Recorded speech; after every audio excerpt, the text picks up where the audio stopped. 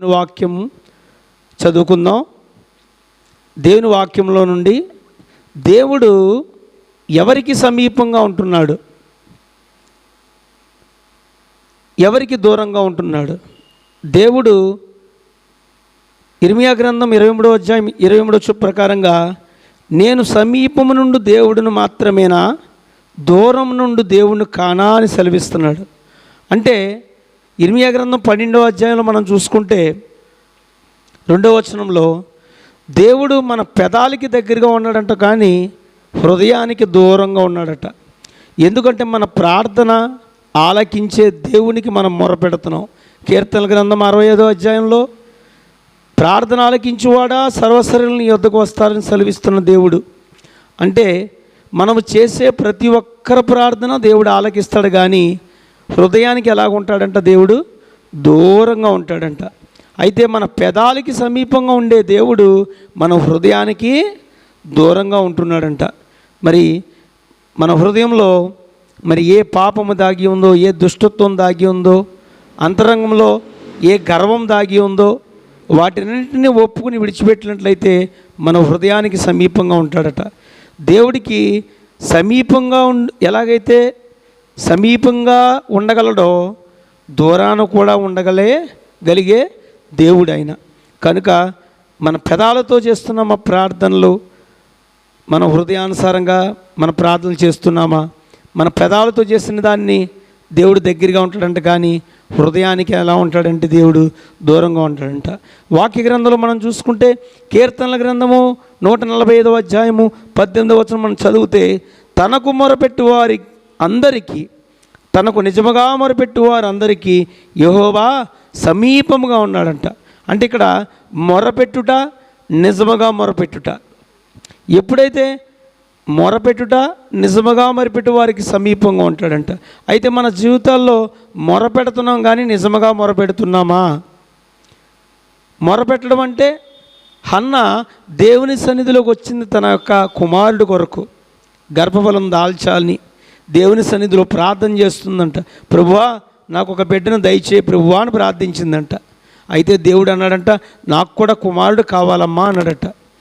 మరలా 2వ రోజు హన్న దైవ సన్నిధిలో ప్రభువా నాకు కుమారుని దయచేయి ప్రభువా అన్నప్పుడు దేవుడు కూడా నాకు కూడా కుమారుని దయచేయి అని అన్నాడట.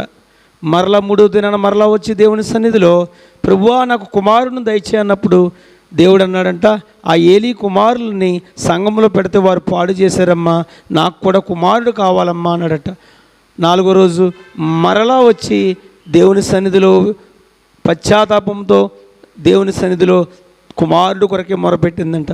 ప్రభువా నాకు కుమారుని దయచేయి, ఆ కుమారుని చేతిలో ఇస్తాను, నీ చేతిలో పెడతాను అని చెప్పినప్పుడు దేవుడు ఆమేన్ అన్నాడంట.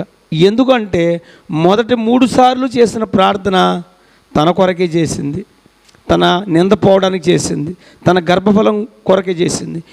4వసారి చేసిన ప్రార్థన దేవుని హృదయాన్ని, దేవుని మనస్సును, దేవుని హృదయాన్ని అర్థం చేసుకుని నిజముగా మొరపెట్టింది. అంటే ఆమెకు గర్భఫలం కావాలని మొరపెట్టింది.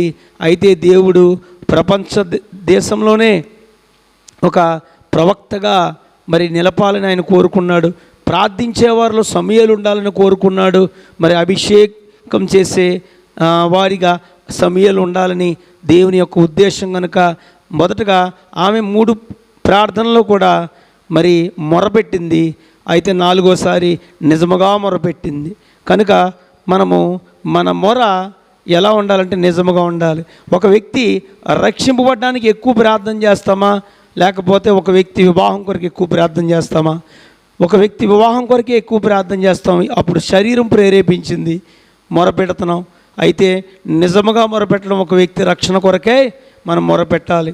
2వ విషయం మనం చూస్తే దేవుడు ఎవరికి సమీపంగా ఉంటాడు, ఎవరికి దూరంగా ఉంటాడంటే 2వ విషయంలో మత్తయి సువార్త 24వ అధ్యాయము 33వ వచనం చదివితే, ఆ ప్రకారమే మీరు ఈ సంగతులన్నీ జరుగుట చూచినప్పుడు ఆయన సమీపముననే ద్వారము దగ్గరనే ఉన్నాడని తెలుసుకొనుడి.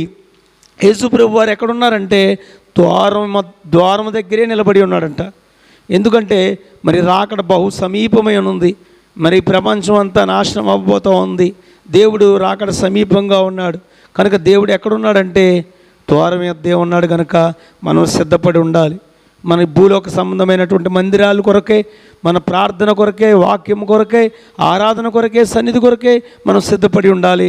ఆ పరలోక రాజ్యం కొరకే సిద్ధపాటు కలిగి ఉండాలి. ఎందుకంటే ఆయన ద్వారము దగ్గర సమీపముగా ఉన్నాడని తెలుసుకుండి. ఈ విషయం ఎప్పుడు రాశాడంటే 2024 సంవత్సరాల క్రితమే మత్తయి సువార్తలో 24వ అధ్యాయంలో 33వ వచనంలో రాయబడి ఉంది.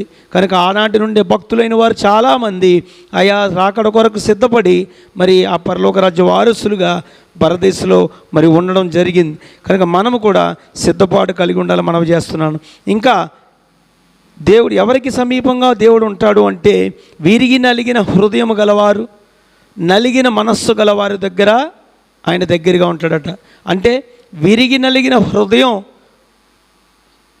దేవుని సన్నిధిలో ఎవరైతే ప్రార్థన చేస్తారో వారికి దేవుడు సమీపంగా ఉంటాడంట. మరి విరిగి నలిగిన హృదయం అనేది మనకుందా? విరిగి నలిగిన హృదయం అంటే ఒక దైవజనుడు చెప్పాడు, ఒక చెరుగడ్డను తీసుకుంటే దాన్ని విరగ్గొట్టి మిషన్లో పెట్టినప్పుడు నలుగుతుందట, మరలా తీసి విరగ్గొట్టి మిషన్లో పెట్టినప్పుడు నలుగుతుందట, మరలా తీసి విరగ్గొట్టి మిషన్లో పెట్టినప్పుడు నలుగుతుందట. మరి ఆ పిప్పు అయిపోతుంది, రసం అంతా వస్తుంది.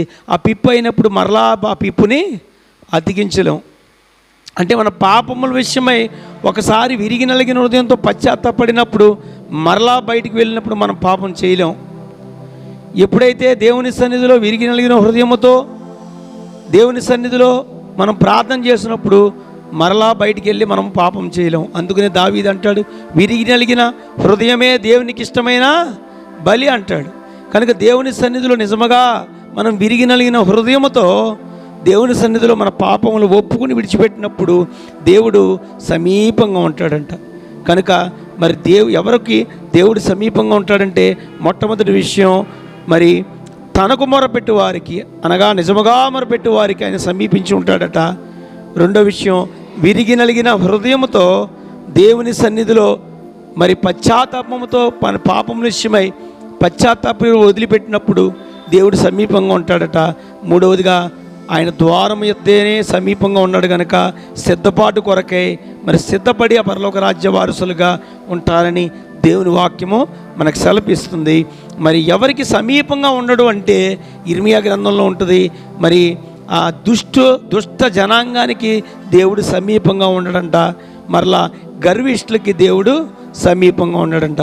కనుక ఎవరికి సమీపంగా ఉంటాడంటే మరి కీర్తనల గ్రంథంలో తనకు నిజముగా మొరపెట్టు వారికి, మరి మత్తయి సువార్తలో మరి ఆయన రాకడ కొరకు సిద్ధపడే వారికి, విరిగి నలిగిన హృదయంతో దేవుని సన్నిధిలో పశ్చాత్తాపడే వారికి దేవుడు సమీపంగా ఉంటాడట. అట్టి కృప దేవుడు మనందరికీ కలుగు చేయనుగాక.